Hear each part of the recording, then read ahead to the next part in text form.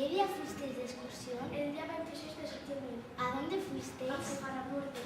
¿Dónde está Zugarramurdi? En la Navarra. ¿Cuántas personas? ¿Qué sentiste cuando subiste en autobús?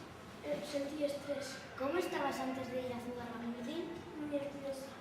¿Cuántas personas fuisteis? Fuimos 48 personas. ¿Cuántos asientos tenía el autobús? El autobús tenía 51 asientos. ¿Qué te pareció el autobús? El autobús era bonito. ¿Los dos autobuses eran iguales? No eran iguales.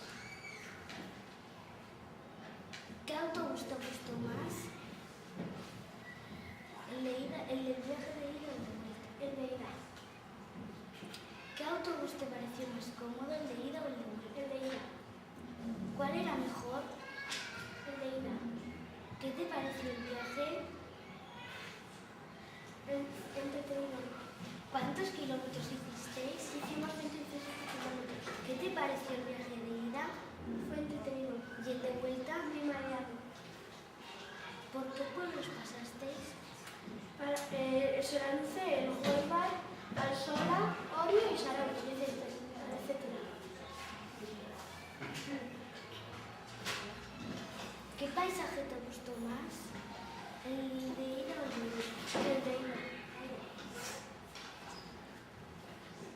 ¿Se mareó alguien? Sí, muchas personas. ¿Cuántas personas? Muchas personas.